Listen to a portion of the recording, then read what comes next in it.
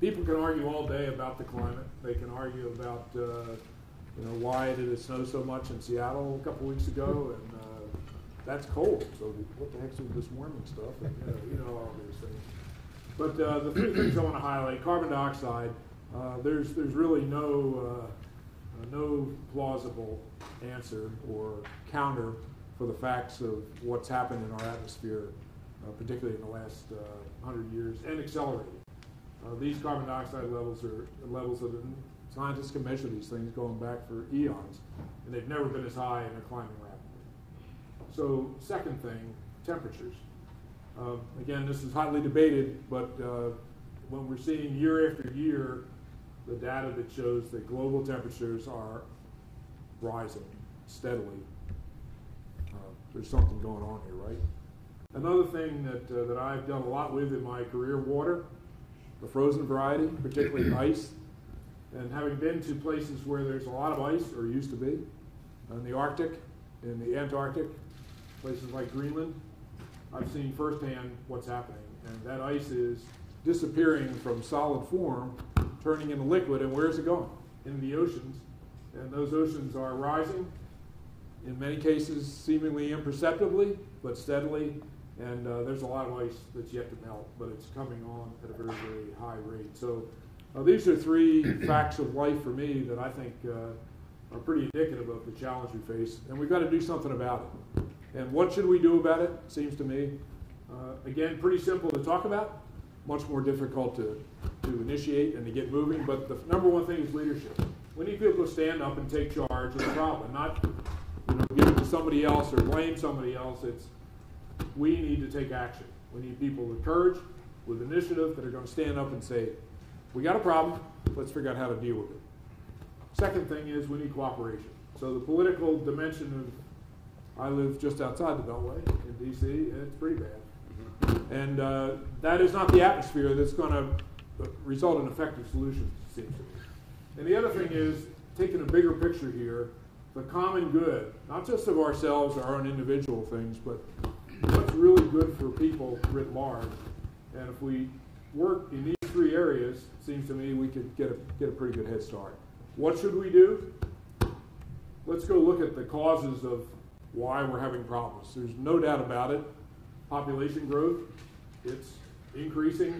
The number of folks on this planet has gone up pretty dramatically over the centuries, and it's still moving forward.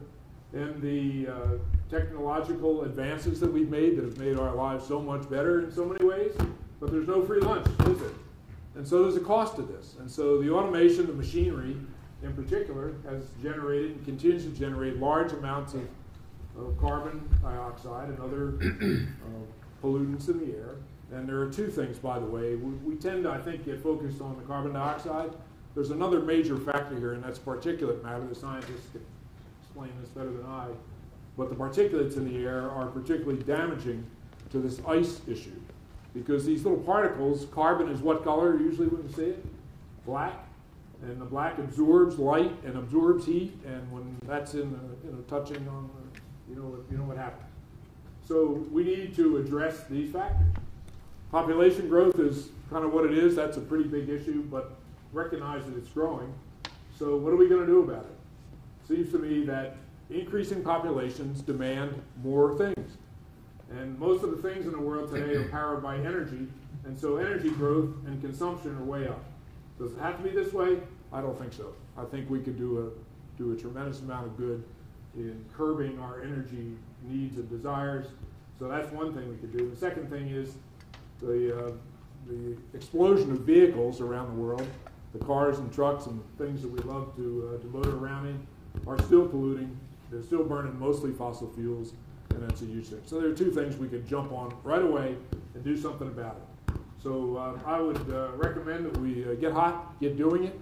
There are some technologies that are available right now. I don't think for a minute that wind and solar are suddenly going to change the world tomorrow. It's going to take a long time. But we have some other options right now that are pretty darn effective, and one of them is nuclear power, which some people sucking chest, oh my God, nuclear power. Yeah, guess what? My experience in the U.S. Navy for 70-some years, I've lived on nuclear reactors on ships all over the world. I'm still breathing. I may be a little funny sometimes in speech, but I'm still alive. And we've demonstrated that these plants can be operated very safely. They produce phenomenal amounts of power, and guess what? There's no carbon pollution. So just a suggestion you might consider. But thanks very much. Delighted to be with you. Look forward to your questions.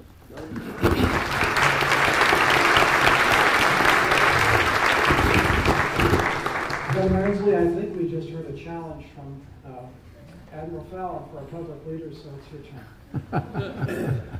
Well, thanks for everybody being here. Thanks my fellow panelists. Thanks Matt Bergman, who has been a real leader nationally in these issues. Matt, thanks for your leadership. I see Mike and Shirley Mulvihill, who have advised me on foreign policy issues. Thanks for being here. I'm Jay Inslee. I am a Husky number 7022917. And I know something about Huskies. I know that Huskies understand chemistry. I know they understand physics. I know they understand molecules and carbon dioxide. I know they understand that climate change is a current, clear and present danger to the United States and the state of Washington. And I believe Huskies are going to join the rest of this nation defeating climate change. And I'm glad you're here, because we know that that is a job that is in front of us. And I'd like to direct my comments to the civilian sector responsibility of dealing with this issue. Just have a thought experiment for a moment. Imagine if some terrorist group got into Paradise, California, which is a town of 25,000 people, a place I went about a month and a half ago, and did something to a town that burned it down to the very foundation, so there were very few homes left.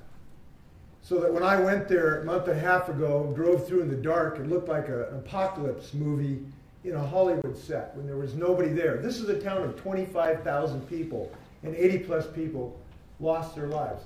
Imagine what the national response would have been to that had that been caused by a direct terrorist threat.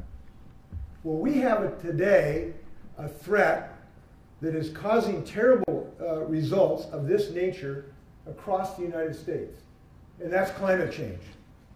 And it is absolutely clear that this threat threatens us not 100 years from now, not 50 years from now, but today. You could not see Mount Rainier for a month from the University of Washington campus this summer. Our kids could not go out and go to a swimming pool in the state of Washington. We had to close swimming pools because the air pollution was so bad. The air in the state of Washington was the worst in the world last summer, if you can imagine that. Not Beijing, not New Delhi, but Seattle, Washington. This is a current, clear and present danger to the United States, and it is a national security danger. And I think we need to look at this more frequently through the national security lens. So I want to tell you how I'd like to make some comments about that. Fortunately, we have thousands of dedicated men and women in our uniformed personnel and our intelligence services, and they have come together and done extremely sophisticated modeling about this problem. They have been very adept at looking at the intelligence reports about the threats we have, and they came together and produced an assessment after thousands of hours of research of what this meant to the national security. I want to read it to you because it's pretty clear. I'm going to read to you what the assessment of the national security threats are of climate change. It was produced fairly recently. Quote, climate change is projected to produce more intense and frequent extreme weather events, multiple weather disturbances, along with broader climatological effects such as sea level rise. These are almost certain to have significant direct and indirect social, economic, political, and security implications during the next 20 years. These effects will be especially pronounced as populations continue to concentrate in climate-vulnerable locales such as coastal areas, water-stressed regions, and ever-growing cities. These effects are likely to pose significant national security challenges for the United States over the next 2 decades, though models forecast the most dramatic effects further into the future. Our entire national security personnel have reached a consensus on this, but we have a person in the White House that's calling this a Chinese hoax. That is unacceptable. We got to have people who are in civilian leadership who protect our national security with at least as much dedication as these gentlemen and the thousands of people serving in the armed services to protect our national security. Any civilian leader who takes this position, if they were a sentry at a United States military post, and they refuse to recognize the current present threat, they would be court-martialed. And we are here to say it is time to stand up for the national government of the United States to say we're going to defeat climate change and protect the people of the United States. And I believe that very profoundly. Now, I feel passionately about this because I have seen firsthand the consequences of this inaction and this refusal to do the job to protect Americans. I've seen at Landstuhl Hospital in Germany two soldiers who came back from Iraq. They'd just been removed from the battlefield, and they were very severely injured. And they were so amazing. I asked what their future was. They said that we want to get back in service as fast as we humanly can. You've seen that time and time again of our service personnel. And they're just, I mean, that courage of these folks in uniform is astounding. These people in uniform deserve at least some attention from the civilian leaders of our country to reduce these national threats. And we're already seeing mass migrations associated with this, with desertification in the Horn of Africa that has destabilized governments. We are just seeing the tip of the iceberg, and we're seeing it right here in the state of Washington. So it is my belief that the people who represent the United States of America owe the people the protection of our national security and our service personnel, and I think it's time for them to start doing that. Thank you.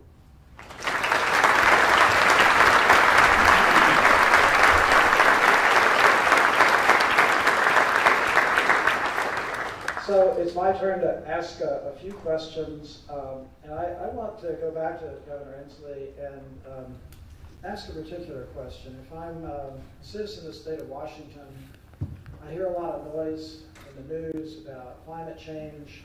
It seems colder today. I started off by talking about climate change over the last 20,000 years, but what would you point our citizens to looking at in our own neighborhood as symptoms and signs of climate change? We are living through this today, and that's what's so impressive. People talked about this is going to be something, a problem 100 years from now. This is a problem right now, and this is our one moment. We have exactly one chance here in the next few years to take meaningful efforts to defeat climate change, or it literally will be too late. So it's a matter of great urgency. So today the fires are the most obvious manifestation. I've been here for 68 years, and we've never seen ash on the hood of our cars from the Cascades burning down.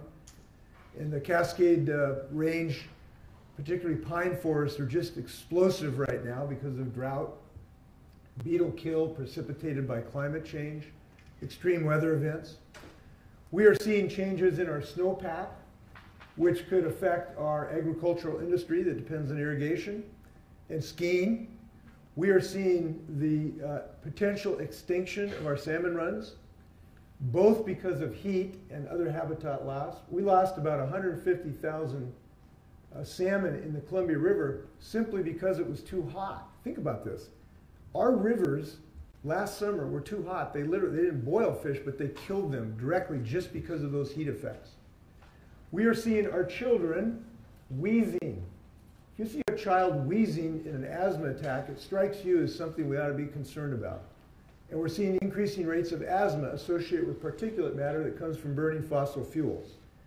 One of the most stunning discussions I had with a 14-year-old young woman down on the banks of the Duwamish. She told me that she was 11 years old before she knew there were some kids that didn't have asthma. All her friends had asthma because she's living right next to the freeway and down by the industrial area. So she went out and did her own research and found out that asthma rates went up precipitously the closer you got to sources of pollution. So this is a health issue big time in the state of Washington today. Now, I do want to say this though.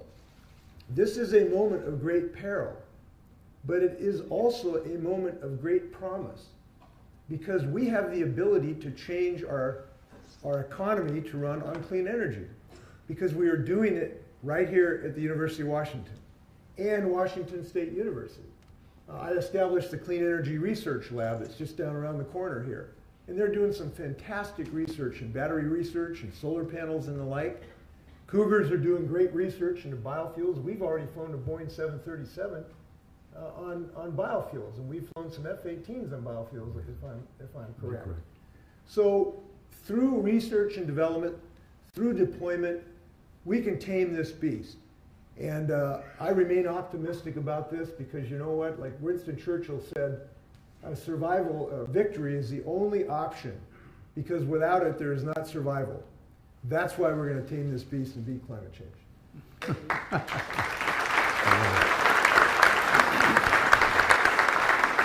Let me pass this a little bit to our other panelists and ask, of the things that Governor Inslee mentioned, which do you think are the most critical vulnerabilities in our nation, for our national security, and what should we do about those vulnerabilities short of just causal climate change? Admiral? I'm holding this mic because I'm told that if I hold it, it doesn't have the static background. Seem to work, so I'll keep holding it. Interesting artifact. A couple of thoughts. The rising sea levels are going to be the thing that probably causes the most dislocation and will result in the most significant instabilities going forward. Just the magnitude of it. If you look, we can measure exactly what the sea level is right now, and if it goes up X number of inches and feet, there are people living in places that are going to be displaced, and many places on the coastlines have these diagrams right now. And I'll point to one that I'm pretty familiar with, the Hampton Roads area of Virginia, home to the largest concentration of naval power in the world, is very low-lying, and even today, virtually every storm that comes by causes flooding in and around the base and in downtown Norfolk and other places. So it's not going to take a whole lot to make the change. So I have some other thoughts too. This gets back to what it is that we can do. Every one of us can do a couple things. The drivers of the proliferation of emissions in the air, going back to population growth, is the explosion of demand for energy. So it's within our power, it seems to me, to ration ourselves to start throttling back on the demands we put on the system. And it's the simple things you've always been told, we've always been told, turn out the lights if you're not using it. All of this matters. You've heard each individual vote matters. Comes the day when suddenly that one vote is crucial. Well, each one of these little incremental changes that we can make are helpful. The other thing is, aren't we blessed now that we have discovered technologically advanced ways to extract additional oil and gas from our territory, U.S. has profoundly good security implications in some ways. However, it's still oil, and it's still gas, and it's still hydrocarbon. And what I observe around the country is, since this is now more available, people say, well, let's go use it. And so we see a proliferation back to big vehicles again. And again, the two biggest drivers are energy consumption writ large, which is generated to provide the many things we've come to love and value. And the other thing is the vehicular stuff. And so we can do something about those two things ourselves. The bigger issues, though, are the need to collaborate and cooperate so that the bigger steps can be taken on the national scale that would actually make the kind of huge differences quickly that are going to be necessary to arrest the warming that we see around the globe. Mark, let me bolster the Admiral's argument here for a second and give you a couple of poignant examples. A 1 meter rise in sea level will cause Bangladesh to lose 20% of their land mass and give you 20 to 30 million climate refugees. And having been there, and I have a very good friend who's a major general in their army, they know that that 1 meter rise is coming. I mean, that ship has left port. And so now they're in a quandary. And they've already got a number of political problems in that country, and you might be familiar with the refugees and the Rohingyas and that whole business. Where are these 20 million people going? So they're not going to India, they're not going to Myanmar. Are they going to become boat people and go in Indonesia? Indonesia, the largest Muslim country in the world with a significant ISIS footprint. So you can see that this instability is being accelerated by climate change, And it's creating a conflict with security that our Pacific Command is going to have to watch. So there's but one example. Let me give you another one about sub-Saharan Africa, Lake Chad. You ought to Google Lake Chad. It's lost 90% of its water over the last 30 years. So now you've got another 10 to 20 million people who don't have the water to survive, and they're going to move. What group is there? Boko Haram. They're taking advantage of this as well. So they will all move out, and then sub-Saharan Africa will heat up to 140 to 150 degrees Fahrenheit. And I tell my European brothers, you think you had a migration problem because of Arab Spring and the conflict there. Wait till you see what happens with climate change in 20, 30 years. And interestingly, they're really looking over their shoulder going, and they're worried about it. And lastly, I'll talk a little bit about catastrophic weather. Now, ASP is a 501c3 nonprofit educational institution, and I spent a fair amount of time in North Carolina. I mentioned Camp Lejeune that we went to last week. Ironically, a year and a half ago, I was in the office of a rather prominent senator from North Carolina talking about this specific issue. I wasn't saying I was going to forecast what happened with Florence at Camp Lejeune, but we thought it was inevitable. And it came home to roost there in a very, very bad way. And I say this with a little bit of optimism, because I think that particular senator listened to what we had to say and thought, maybe we really have a problem here. And some might not know, North Carolina now is the #2 producer in solar power in this country. North Carolina. I mean, who would have thought? So, I mean, there's some room for optimism here, and the governor pointed out what we can do here and what you ought to be doing. There's a lot of things we can be doing, alternative fuels, certainly the Admiral talked about nuclear power, renewables. I was listening to NPR this morning here, 35% of the power provided in Iowa, where you were yesterday, is wind power. Now, who would have believed that? Who would have believed that the entire state of Texas was powered by alternative fuels for a full day last year? You don't hear that very often. So the business community is beginning to latch onto this. And the last one I'll close with, we know Boeing has a big office here and a big factory, and actually the Dreamliner is put together in Charleston, South Carolina. If you land there, their plant is solar powered. It's just amazing to me. So it's catching on, and I'm a little bit of an optimist. So Mark, back to you. Thank you. We have about 5 more minutes till I'm going to require that we move to people asking us questions. There's a microphone over here behind which you're welcome to line up at some point. But I want to end with a somewhat provocative question springing off the most recent discussion here, which is arguments can or have been made that, in fact, when people talk about, well, should we subsidize the transition to alternative energies, arguments have and can be made that we're already subsidizing fossil fuels to a great extent in this country and around the world. And I would like to ask our panelists for a 1-minute comment, very brief comment on what you think should be the government's role, our government's role, in bridging to the future of alternative energy.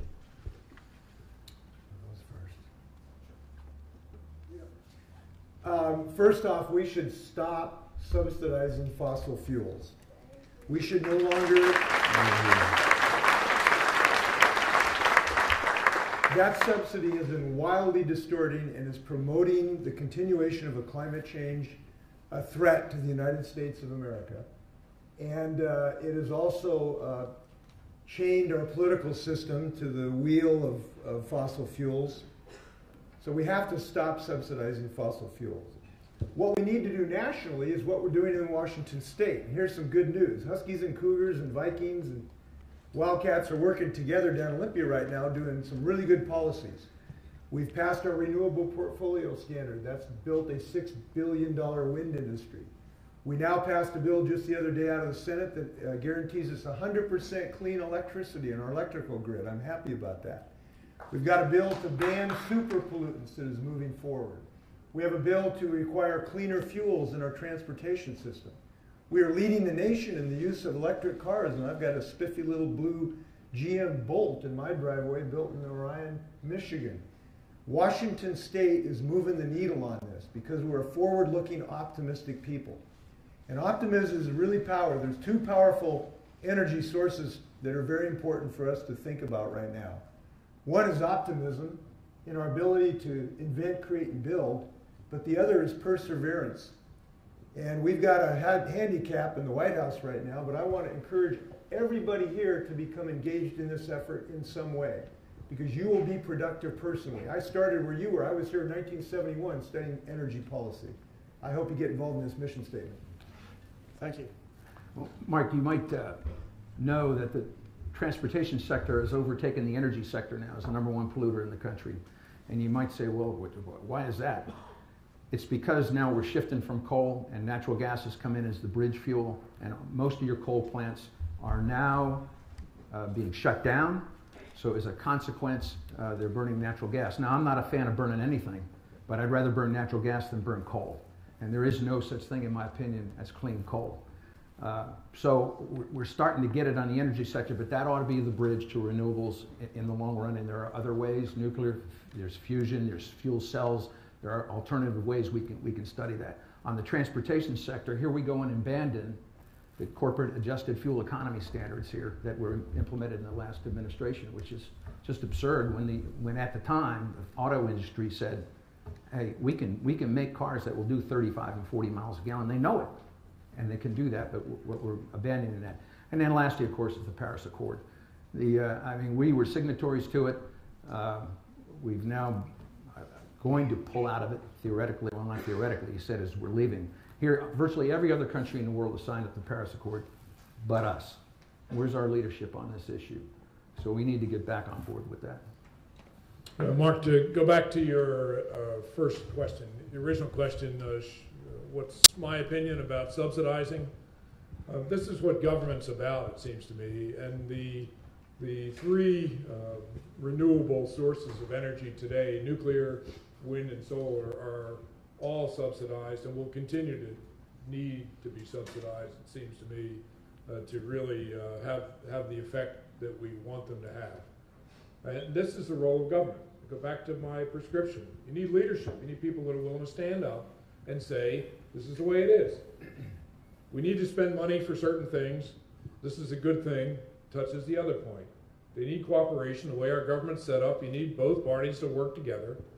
And for what? The common good. And the common good is going to be served if we make government investments prudently in things that are going to make a difference in the long haul. And by the way, there's a big world out there that is dependent on us in many respects for the leadership, both political leadership and technological leadership, that would help them to make changes that we've seen in this country that we'd like to see replicated in different places. Thank you. So it is time for people who would like to ask questions for panelists to come forward. I want to read a brief statement in advance of that. As we begin the question and answer session, I would remind everyone that despite any aspirations for national political office anyone on the stage might have recently announced, this is a nonpartisan, subject-driven event, and we respectfully ask that questions stay on topic at hand and avoid introducing anything overtly political or campaign-related. And I would like to add to that, we have only 15 minutes. Please ask brief questions. We're not looking for statements. Thank you. Hey, Mr. Peebles. And Governor Whitman is just... We get just... the governor up here? Ah. Let's get the governor. Wonderful.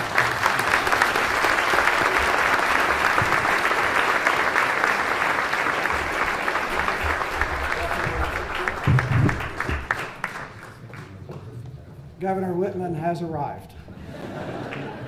So let's Governor Whitman, we are in the Q&A part, and please feel free to chime in. Those seats are yours.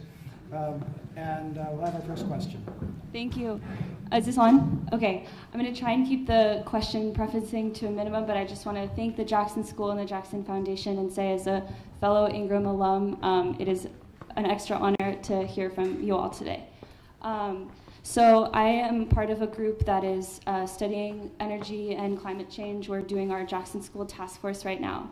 And while staying nonpartisan, I am just interested, have Apollo's fire here, and I'm interested in whether your opinions about nuclear have evolved at all. I'm glad that you both brought it up. Does it have a role in our energy future? And if so, what are the barriers to overcoming its opposition in the American public?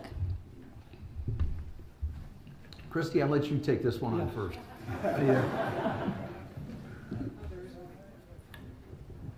First of all, I'm one of those that has been a long-time supporter of nuclear as a transition until we get to the point where the renewables can be base power, not just peak shaving.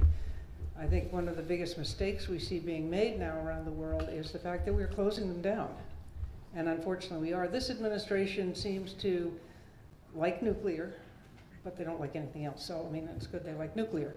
And I think they're making it a little easier. But unfortunately, the 4 plants, the Vogtle and the plants in Georgia and South Carolina, have not progressed the way we had hoped. So I think the real effort and the interest and the future is in the small modular reactors and in the new technologies now, the molten salt reactors, for instance.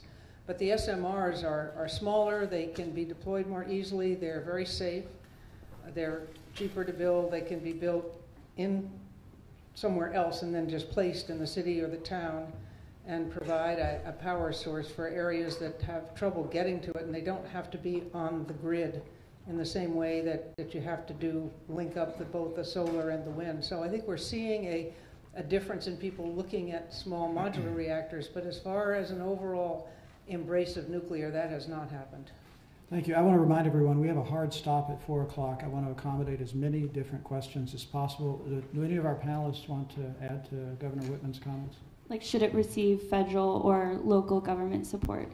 No, you've already had your question. Yeah. Thank you. Does anybody else wish to comment? So, Yes, local government. it is very difficult to change public opinion because of anxieties over 3 Mile Out and other things, but this is the role of leadership. So if you look at the percentage of power that's generated in this country still today by nuclear, it's very significant.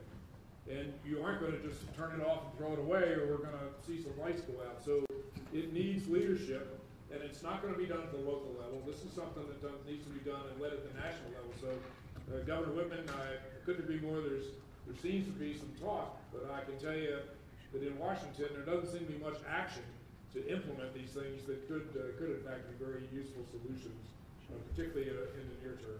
The DOE does have some money for SMRs, for research and development, but it hasn't been the kind of commitment that will really move this all forward the way it needs to be. Absolutely. Okay, thank you. Next question, please.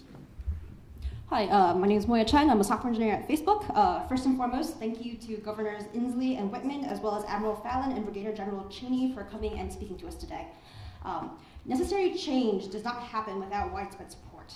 However, broad support is difficult when regular citizens, in broad strokes, are time limited and therefore use identity as a proxy for proper understanding.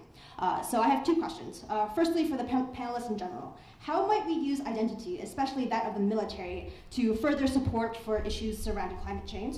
And then to Governor Inslee in specific, how does identity factor into your approach for governance and or obtaining government? Well, one of the reasons the Admiral and I are up here is when you look at the surveys, the #1 trusted institution in the United States is the United States military. And take no offense to this governor, but Congress is not very high on that list. So, I mean, that was one of the original premises for the establishment of ASP from those 4 senators, was they said, hey, let's get some of these retired generals and admirals and let them talk this issue, and maybe we can get people to get educated on it and will understand it. And so I think that's the perspective from which we come to say, hey, our identity, coming from, in my case, 34 years in the military, and the Admiral 40 plus, and we, you know, some people say, well, why didn't you just pick on admirals and generals? Why don't you have corporals and lieutenants?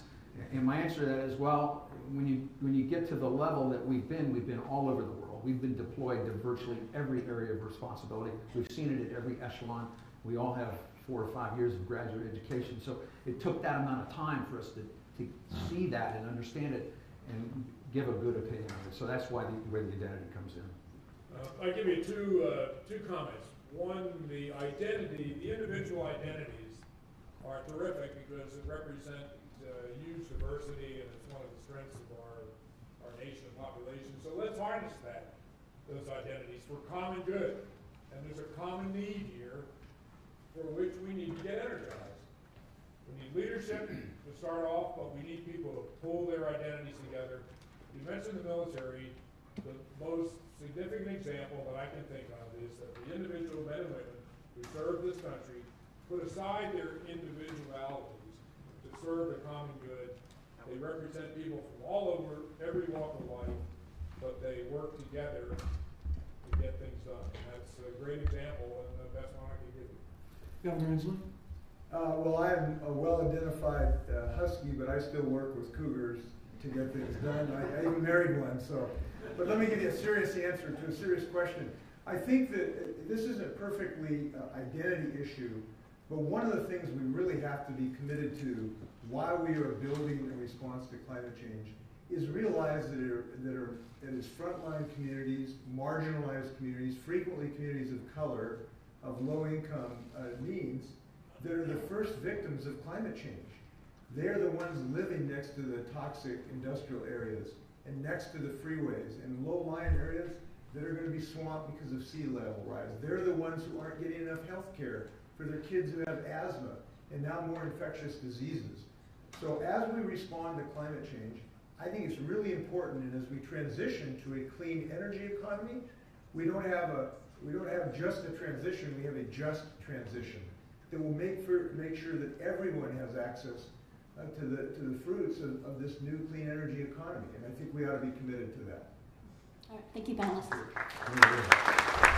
want to just add on the Husky side that one of the things we're very proud of here at the University of Washington is that particularly projects in the College of the Environment, Dean Bromley is here, involving the coastal Salish peoples in monitoring and helping them mitigate the effects of climate change, fisheries, and local habitat, and so forth. And so, again, my statement at the beginning was not casual. I think we have a lot to learn, and that identity and recognizing exactly who it is who's on the front line of climate change is very important, and very important to the University of Washington. I think we'll have time for one or at most two more questions if you're quick, so please be brief with your next question. Yes, Governor Inslee, there were major riots in France, the Yellow Vest riots. A lot of that had to do with rising energy costs and taxation. People felt marginalized, particularly rural and city divide regarding that.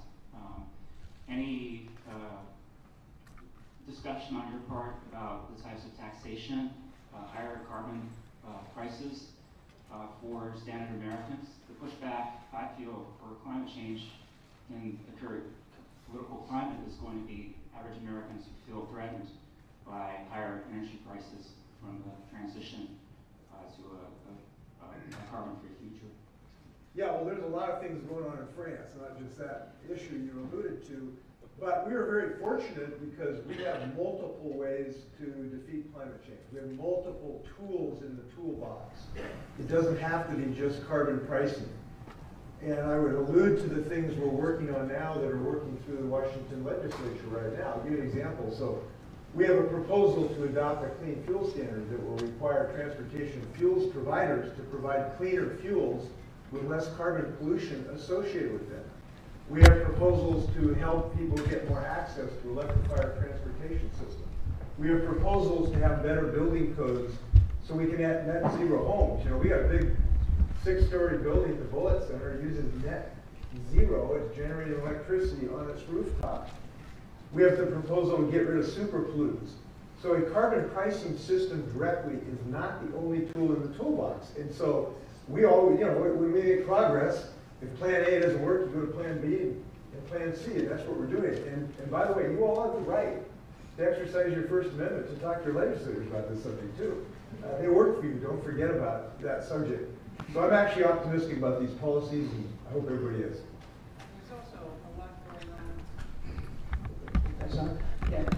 There's also a lot going on carbon taxing.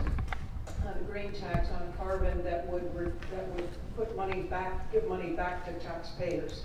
So that would be trying to be a net neutral, because we're going to pay one way or another. I mean, even if we have cleaner cars, they're going to be more expensive, and the transition is going to take a while. So there are a lot of different, you're right, there are a lot of different tools in the toolbox, and we need to be using all of them. But